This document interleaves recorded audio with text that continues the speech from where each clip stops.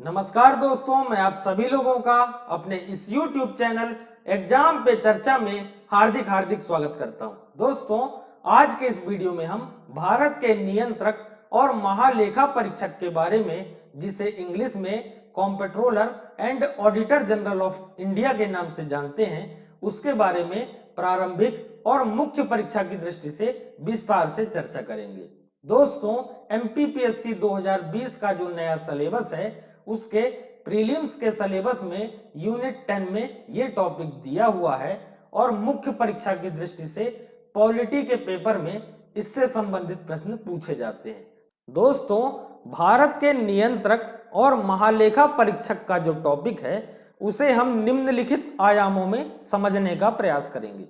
सबसे पहले हम सामान्य परिचय समझेंगे, उसके बाद हम कैग की ऐतिहासिक पृष्ठभूमि की बात करेंगे, उसके बाद दोस्तों कैग के संवैधानिक प्रावधान क्या क्या हैं उसके बारे में बात करेंगे, उसके बाद कैग के लिए कर्तव्य शक्तियां और सेवा शर्तों के लिए जो 1971 में अधिनियम बनाया गया, जिसे 1976 में संशोधित भी किया गया, उसके बारे में समझने का प्रयास करेंगे। उसके बाद पद से हटाने की प्रक्रिया को समझेंगे। उसके बाद दोस्तों हम कैग के कार्यों को समझने का प्रयास करेंगे। उसके बाद कैग के प्रतिवेदन को समझेंगे। उसके बाद दोस्तों कैग के लिए लोक लेखा समिति की भूमिका क्या है, इसके बारे में समझने का प्रयास करेंगे। दोस्तों, इसके बाद कैग पद की स्वतंत्रता बनाए रखने के लिए क्या क्या प्रावधान किए गए हैं, उसके बारे में बात करेंगे। उसके बाद दोस्तों कैग का महत्व क्या होता है, इसके बारे में बात करेंगे। उसके बाद कैग के समक्ष चुनौतियां क्या हैं, इसे समझने का प्रयास करेंगे और अंत में कैग के लिए सुझाव क्या हैं, इसे जानेंगे। दोस्तों, अब हम कैग के सामान्य परिचय को समझने का प्रयास करेंगे। दोस्तों, देश की ऐसी संस्था जिसके द्वारा विधायिका सार्वजनिक अधिकारियों की जवाबदेहिता तय करती है, उसे कैग कहते हैं। दोस्तों, नियंत्रक एवं महालेखा परीक्षक यह देखता है कि संसद द्वारा अनुमानित खर्चों की सीमा से अधिक धन ना खर्च होने पाए या संसद द्वारा विनियोग अधिनियम में निर्धारित मदों पर ही धन खर्च किया जाए। दोस्तों, कैग जो होता है यह लोक वित्त का संरक्षक भी होता है और यह भी देखता है कि समुचित विधानमंडल के प्राधिकार के बिना भारत या किसी राज्य की संचित निधि से एक भी पैसा खर्च ना किया जाए। दोस्तों, यह देश की संपूर्ण वित्तीय व्यवस्था को नियंत्रित करता है। सामान्य शब्दों में अगर समझें दोस्तों, तो जो कैग होता है, चाहे वो सरकारी विभाग हो या संसद हो, उनका जो लेन देन है वो सही ढंग से हुआ है या नहीं हुआ है, इसकी जांच करता है या ऑडिट करता है। दोस्तों, हमारे जो संविधान सभा के सदस्य थे डॉक्टर भीमाराव अंबेडकर, उन्होंने कैग समेत 4 पदों को भारतीय संविधान के अंतर्गत विशेष अधिकारी या महत्वपूर्ण अधिकारी बताया है। एक होता है दोस्तों कैग, दूसरा होता है सर्वोच्च न्यायालय के मुख्य न्यायाधीश, उसके अलावा यूपीएससी के जो अध्यक्ष होते हैं, मतलब संघ लोक सेवा आयोग के अध्यक्ष, और चौथे नंबर में आता है दोस्तों मुख्य निर्वाचन आयुक्त। डॉक्टर भीमाराव अंबेडकर ने इन 4 पदों को भारतीय संविधान के अंतर्गत सबसे महत्वपूर्ण पद माना है। दोस्तों, अब हम भारत के नियंत्रक और महालेखा परीक्षक का जो पद है, उसके ऐतिहासिक पृष्ठभूमि की बात करेंगे। दोस्तों, 1858 में महालेखाकार के कार्यालय की स्थापना की गई। उसके बाद 1860 में भारत के महालेखा परीक्षक को भारत सरकार का लेखा परीक्षक और महालेखाकार कहा जाने लगा। उसके बाद दोस्तों 1866 में नाम बदला गया और लेखा नियंत्रक कर दिया गया। उसके बाद दोस्तों 1884 में भारत के नियंत्रक एवं महालेखा परीक्षक नाम कर दिया गया। दोस्तों, उसके बाद भारत सरकार अधिनियम गवर्नमेंट ऑफ इंडिया एक्ट 1919 आया और इसके द्वारा स्वतंत्र और सांविधिक संस्था का दर्जा दे दिया गया। उसके बाद दोस्तों गवर्नमेंट ऑफ इंडिया एक्ट 1935 के द्वारा स्थिति और मजबूत की गई और संघीय व्यवस्था के तहत प्रांतीय महालेखा परीक्षकों की नियुक्ति की गई। उसके बाद दोस्तों 26 नवंबर 1949 को हमारा संविधान बनकर तैयार हो गया और 26 जनवरी 1950 को यह लागू हो गया। उसके बाद भारत के नियंत्रक और महालेखा परीक्षक के नाम से इसे जाना जाने लगा और संवैधानिक प्रावधान किए गए। दोस्तों अब हम कैग के संवैधानिक प्रावधानों की बात करेंगे। दोस्तों भारत के नियंत्रक और महालेखा परीक्षक के बारे में जानकारी हमें संविधान के भाग 5 से अध्याय 5 के आर्टिकल 148 से 151 के बीच में की गई है। दोस्तों अब हम एक एक करके संवैधानिक प्रावधानों की बात करेंगे। दोस्तों अनुच्छेद 148 कैग की नियुक्ति, वेतन भत्ते और सेवा शर्तें की जानकारी देता है। Article 148 appointment and salary and allowance and service condition. अनुच्छेद 150 नियंत्रक और महालेखा परीक्षक के कार्यों की बात करता है। Article 149 duties and power of CAG. अनुच्छेद 150 संघ और राज्यों के लेखाओं का प्रारूप क्या होगा इसके बारे में जानकारी देता है। Article 150 forms of account of the union and state. अनुच्छेद 151 प्रतिवेदन की बात करता है। Article 151 audit report. दोस्तों अब हम कैग के जो संवैधानिक प्रावधान हैं उसे एक एक करके सरलतम तरीके से समझने का प्रयास करेंगे। दोस्तों अनुच्छेद 148(1) में क्या दिया गया है, तो कैग की नियुक्ति के संबंध में प्रावधान दिए गए हैं। राष्ट्रपति द्वारा जारी अपने हस्ताक्षर और पद मुद्रा सहित कैग की नियुक्ति की जाएगी। पद से कैसे हटाया जाएगा, तो उसी तरह हटाया जाएगा जिस तरह सुप्रीम कोर्ट के न्यायाधीश को हटाया जाता है। इसकी प्रक्रिया क्या है उसे हम आगे समझेंगे। दोस्तों अनुच्छेद 148(2) में कैग की शपथ के बारे में बताया गया है। दोस्तों शपथ का प्रारूप क्या होगा, तो शपथ का प्रारूप अनुसूची 3 के अनुसार होगा। हमारे भारत के संविधान में टोटल 12 अनुसूचियां हैं। जो भारत के महत्वपूर्ण पद होते हैं उनकी शपथ का जो प्रारूप है वो अनुसूची 3 में दिया गया है और अनुसूची 2 में वेतन भत्ते और पेंशन के बारे में जानकारी दी गई है भारत के महत्वपूर्ण पदों की। दोस्तों किसके समक्ष जो हमारा कैग है वो शपथ लेगा, तो राष्ट्रपति या राष्ट्रपति द्वारा अधिकृत किसी अन्य प्राधिकारी के समक्ष कैग जो हमारा होगा वो शपथ लेगा। दोस्तों आर्टिकल 148(3) में वेतन भत्ते और अन्य सेवा शर्तों की बात की गई है। क्या कहा गया है, वेतन भत्ते और अन्य सेवा शर्तें दूसरी अनुसूची के आधार पर होगा। नियुक्ति के बाद अलाभकारी परिवर्तन नहीं किया जा सकता। मतलब कैग पद की नियुक्ति के बाद आप वेतन भत्ते और अन्य सेवा शर्तों में कोई भी परिवर्तन नहीं कर सकते। दोस्तों इसकी जो जानकारी है वेतन भत्ते और अन्य सेवा शर्तें जो है इसके बारे में संसद विधि बनाकर तय करेगी। संसद ने एक अधिनियम भी बनाया 1971 में और 1976 में इसमें संशोधन हुआ। उसके बारे में भी हम आगे चर्चा करेंगे। दोस्तों अनुच्छेद 148(4) कहता है कि सेवानिवृत्ति के बाद अन्यत्र पद धारण पर रोक। मतलब कैग एक बार जब सेवानिवृत्त हो जाता है तो वो भारत और राज्य सरकार दोनों के अधीन सेवाओं में पद धारण नहीं कर सकता, मतलब नौकरी नहीं कर सकता एक बार सेवानिवृत्ति के बाद। त्याग पत्र। दोस्तों त्याग पत्र जो हमारा कैग है वो राष्ट्रपति को संबोधित करते हुए देते हैं। कार्यकाल क्या होता है, 6 वर्ष या 65 वर्ष जो भी पहले हो।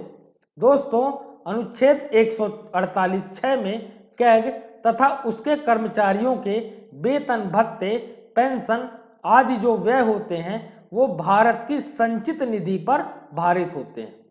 दोस्तों योग्यता। दोस्तों कैग की जो योग्यता है वो संविधान में नहीं दी गई है। संसद ने कानून बनाकर निर्धारण किया गया है। कैग कर्तव्य शक्तियां अधिनियम 1971 बनाया गया है, उसमें इनकी योग्यता के बारे में जानकारी दी गई है। क्या है योग्यता? भारत का नागरिक हो, दूसरा लोक वित्त या सरकारी लेखा का विशेषज्ञ हो और न्यूनतम 10 वर्ष तक लोक सेवक रहा हो। नोट दोस्तों, संविधान में जो कैग का कार्यकाल है, योग्यता है, वेतन, भत्ते, सेवा शर्तें, कार्य और शक्तियां आदि का वर्णन नहीं किया गया है। इसे तय करने का अधिकार संसद को दिया गया है।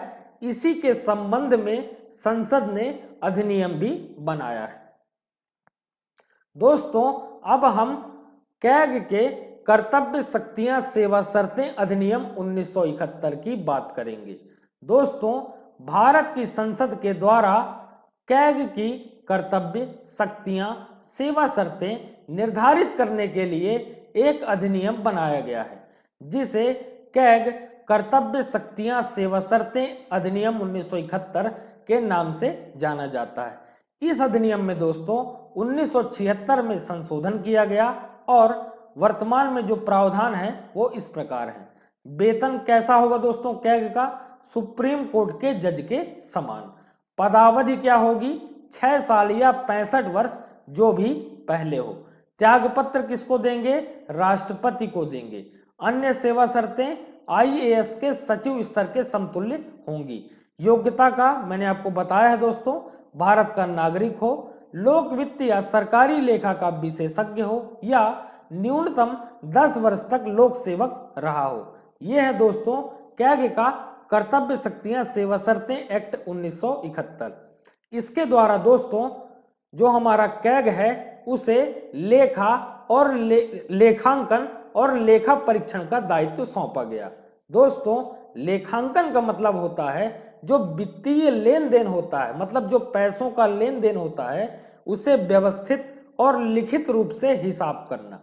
और लेखा परीक्षण का अर्थ होता है दोस्तों वित्तीय लेन देन, मतलब पैसों का लेन देन होने के पश्चात उसका परीक्षण करना। 1971 के तहत भारत के जो नियंत्रक और महालेखा परीक्षक का जो पद है उन्हें लेखांकन और लेखा परीक्षण दोनों की जवाबदारी या दायित्व सौंपा गया। लेकिन 1976 में इसमें संशोधन किया गया और कैग को लेखांकन के दायित्व से मुक्त किया गया और अब कैग का जो कर्तव्य है वो लेखा परीक्षण तक सीमित है। दोस्तों, अब हम पद से हटाने की प्रक्रिया को समझेंगे। दोस्तों, उन्हीं आधारों और प्रक्रिया के द्वारा हटाया जा सकता है जिस प्रकार सुप्रीम कोर्ट के न्यायाधीश को हटाया जाता है। आधार क्या होगा दोस्तों? साबित कदाचार या अक्षमता। प्रक्रिया क्या होगी? निम्न बहुमत से संसद द्वारा पारित प्रस्ताव के आधार पर। पहला, या तो कुल सदस्य संख्या के बहुमत के द्वारा इन्हें हटाया जा सकता है या उपस्थित एवं मत देने वाले सदस्यों के कम से कम 2/3 बहुमत के द्वारा। दोस्तों, इंग्लिश में हम समझेंगे removal from the office like manner and on the grounds as a जज ऑफ सुप्रीम कोर्ट। बेस क्या होगा? प्रूव्ड मिसबिहेवियर और इनकैपेसिटी। प्रोसीजर क्या होगी दोस्तों? By president on the basis of resolution passed by the parliament with majority of total membership of the house, और दूसरा not less than 2/3 member present and voting. दोस्तों, वेतन भत्ते और अन्य सेवा शर्तों के कुछ तथ्यों को अब हम समझेंगे। दोस्तों, संसद द्वारा विधि बनाकर इसे निर्धारित किया गया है। कैग के वेतन में अनुपस्थित, छुट्टी, पेंशन या सेवानिवृत्ति की आयु के संबंध में उसके अधिकारों में उसकी नियुक्ति के पश्चात अलाभकारी परिवर्तन नहीं किया जा सकता। दोस्तों, अपने पद पर ना रह जाने के पश्चात भारत सरकार के या किसी अन्य सरकार के अधीन किसी और पद का पात्र ये नहीं होता है। दोस्तों, कैग कार्यालय के सभी प्रशासकीय खर्च सभी वेतन भत्ते पेंशन भारत की संचित निधि पर भारित होते हैं। दोस्तों, उपयुक्त प्रावधान कैग की स्वतंत्रता को स्थापित करते हैं। भारतीय लेखा परीक्षा और लेखा विभाग में सेवा करने वाले सेवा शर्तें और कैग की प्रशासनिक शक्तियां कैग की सलाह पर राष्ट्रपति निर्धारित करते हैं। दोस्तों, अब हम कैग के कर्तव्य और शक्तियों की बात करेंगे, जिसका वर्णन अनुच्छेद 149 में किया गया है। दोस्तों, पहला है भारत की संचित निधि, लोक लेखा निधि और आकस्मिक निधि के व्यय का लेखा परीक्षण करता है। दोस्तों, लेखांकन और लेखा परीक्षण मैंने आपको समझा दिया है। एक बार आपको और बता देता हूं कि लेखांकन का मतलब होता है जो हमारे पैसों का लेन देन है उसका व्यवस्थित और लिखित रूप से हिसाब करना, और लेखा परीक्षण का अर्थ होता है वित्तीय लेन देन, मतलब पैसों का लेन देन होने के बाद उसका परीक्षण करना। दोस्तों, दूसरा है राज्यों की संचित निधि, लोक लेखा निधि और आकस्मिक निधि के व्यय का लेखा परीक्षण करना। तीसरा है दोस्तों केंद्र शासित प्रदेशों जिनकी विधानसभा है उनकी संचित निधि से संबंधित व्यय के लेखों का परीक्षण करना। चौथा है दोस्तों केंद्र और राज्य सरकारों के सभी विभाग तथा इनके द्वारा वित्त पोषित संस्थानों के लाभ हानि खातों, बैलेंस शीट, आय व्यय आदि खातों का परीक्षण करना। पांचवा है दोस्तों केंद्र सरकार और राज्य सरकारों के खातों का प्रारूप क्या होगा इस संबंध में राष्ट्रपति को सलाह देना। छठवां है दोस्तों राष्ट्रपति या राज्यपाल के निवेदन पर यह किसी अन्य निकाय के लेखों का परीक्षण करता है। दोस्तों, जो हमारा कैग होता है वो दो आधारों पर लेखाओं का परीक्षण करता है। पहला आधार है उद्देश्य के आधार पर और दूसरा है अतिव्ययता के आधार पर। दोस्तों, अगला आर्टिकल है अनुच्छेद 150। इस आर्टिकल के माध्यम से कैग राष्ट्रपति को यह सलाह देते हैं कि केंद्र सरकार और राज्य सरकार के लेखों का प्रारूप क्या होगा। दोस्तों, अनुच्छेद 151 में कैग के प्रतिवेदन की बात की गई है। अनुच्छेद 151(1) में कैग अपनी रिपोर्ट केंद्र स्तर पर राष्ट्रपति को देंगे। राष्ट्रपति संसद के प्रत्येक सदन के पटल पर, चाहे वो लोकसभा हो या राज्यसभा हो, रखवाएंगे। उसके बाद लोक लेखा समिति इसकी जांच करेगी और जांच के बाद संसद में पुनः पेश करेगी। दोस्तों, अनुच्छेद 151(2) में कैग अपनी रिपोर्ट राज्य स्तर पर राज्यपाल को देंगे। राज्यपाल राज्य विधानमंडल के प्रत्येक सदन के पटल पर इसे रखवाएंगे। लोक लेखा समिति इसकी जांच करेगी और जांच के पश्चात राज्य विधानमंडल में पुनः पेश करेगी। दोस्तों, केंद्र सरकार के संबंध में जो कैग है वो राष्ट्रपति के समक्ष 3 प्रकार के प्रतिवेदन प्रस्तुत करता है। पहला है वित्त लेखाओं पर, दूसरा है विनियोग लेखाओं पर और तीसरा है सार्वजनिक उपक्रमों पर। दोस्तों, लोक लेखा समिति और कैग की क्या भूमिका है, दोनों का आपस में क्या सामंजस्य है, अब उसकी बात करते हैं। दोस्तों, लोक लेखा समिति भारत सरकार अधिनियम 1919 के तहत लोक लेखा समिति का गठन किया गया है। दोस्तों, लोक लेखा समिति एक स्थायी समिति है। कैग अपनी रिपोर्ट लोक लेखा समिति को सौंपती है, फिर यह समिति उसकी जांच करती है। दोस्तों, कैग को लोक लेखा समिति का मित्र और मार्गदर्शक भी कहा जाता है। अब हम भारत के कैग और ब्रिटेन के कैग में क्या अंतर है उसकी बात करते हैं। दोस्तों, भारत में जो कैग है वो पैसों के खर्च होने के बाद खातों का परीक्षण करता है, जबकि ब्रिटेन में जो कैग है उसकी मंजूरी के बिना सरकारी खजाने से एक भी पैसा खर्च नहीं किया जा सकता। दोस्तों, भारत में जो कैग है वो संसद का सदस्य नहीं होता है, जबकि ब्रिटेन में ये जो कैग है वो हाउस ऑफ कॉमन का सदस्य होता है। दोस्तों, अब हम कैग पद की स्वतंत्रता बनाए रखने के लिए क्या प्रावधान किए गए हैं उसकी बात करते हैं। दोस्तों, इनके कार्यकाल की निश्चितता प्रदान की गई है। 6 साल या 65 वर्ष निश्चितता प्रदान की गई है। राष्ट्रपति के द्वारा सील और पद मुद्रा सहित कैग की नियुक्ति होती है। तीसरा है दोस्तों, वेतन भत्ते और पेंशन भारत की संचित निधि पर भारित होते हैं तथा नियुक्ति के बाद सेवा शर्तों में अलाभकारी परिवर्तन नहीं किया जा सकता।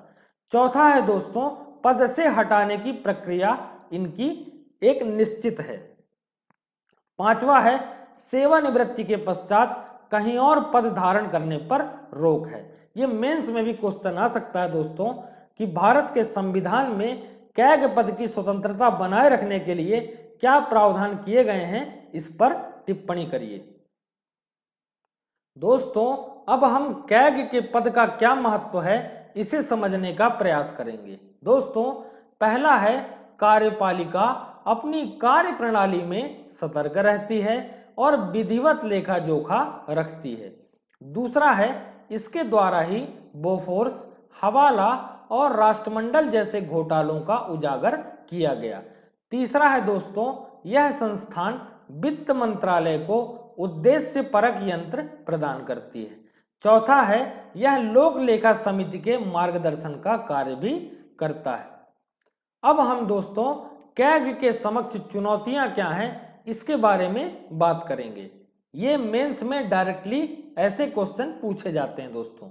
पहला है, यह औपनिवेशिक विरासत माना जाता है। दूसरा है, कैग की नियुक्ति के लिए कोई निश्चित मानदंड का ना होना। तीसरा है दोस्तों, ऑडिट में बाधा डालने के उद्देश्य से महत्वपूर्ण दस्तावेजों की जो आपूर्ति है वो समय पर ना की जाना। चौथा है दोस्तों, ऑडिट की प्रक्रिया में राजनैतिक दबाव का होना। पांचवा है, यह सभी विभागों का समय से लेखा परीक्षण नहीं कर पाता है। छठवा है दोस्तों, ऑडिट की समय सीमा भी निश्चित नहीं है। तो ये थी दोस्तों कैग के समक्ष चुनौतियां। अब हम सुझाव की बात करेंगे। दोस्तों, वर्तमान की परिस्थितियों को देखते हुए कैग अधिनियम 1971 में जो बनाया गया है उसमें संशोधन की आवश्यकता है। दूसरा है, कैग की नियुक्ति के लिए निश्चित प्रक्रिया निर्धारित करने की आवश्यकता है। तीसरा है दोस्तों, कैग की कार्यप्रणाली में राजनीतिक दबाव को कम करने की आवश्यकता है। चौथा है, ऑडिट की समय सीमा तय की जानी आवश्यक है। पांचवा है, विभागों को महत्वपूर्ण दस्तावेजों को देने की समय सीमा निश्चित की जानी चाहिए। छठवां है दोस्तों, कैग के दायरे में सभी निजी, सार्वजनिक, सहभागी, पंचायती राज संस्थान और सरकार द्वारा वित्त पोषित संस्थानों को लाना चाहिए। दोस्तों, अब हम प्रमुख अध्यक्षों की बात करेंगे। दोस्तों, आजादी के पूर्व भारत के प्रथम ऑडिटर जनरल कौन थे? तो वो थे एडवर्ड ड्रमंड। आजादी के बाद भारत के प्रथम अध्यक्ष कौन थे? तो वो थे वी नरहरि राव। ये प्रीलिम्स में डायरेक्टली क्वेश्चन पूछे जाते हैं। वर्तमान अध्यक्ष कौन है दोस्तों? तो वर्तमान अध्यक्ष हैं गिरीश चंद्र मुर्मू जी। दोस्तों, आशा करता हूं आप सभी को मेरा वीडियो पसंद आया होगा, और अगर पसंद आया हो तो वीडियो को लाइक करें, चैनल को सब्सक्राइब करें और बेल आइकन को प्रेस करें ताकि एजुकेशन से जुड़े मेरे सभी वीडियो आप सभी को प्राप्त होते रहें। चैनल की लिंक मैंने डिस्क्रिप्शन बॉक्स में भी डाल दी है, आप चाहें तो वहां से भी हमारे चैनल से जुड़ सकते हैं। साथ ही साथ आप मेरे टेलीग्राम चैनल को भी ज्वाइन कर सकते हैं, जिसमें आपको एजुकेशन से जुड़ी मेरी सभी पीडीएफ आसानी से प्राप्त होती रहेंगी। टेलीग्राम चैनल की लिंक भी मैंने डिस्क्रिप्शन बॉक्स में डाल दी है, आप चाहें तो वहां से भी हमारे टेलीग्राम चैनल से जुड़ सकते हैं। वीडियो देखने के लिए आपका बहुत बहुत धन्यवाद। जय हिंद, जय भारत।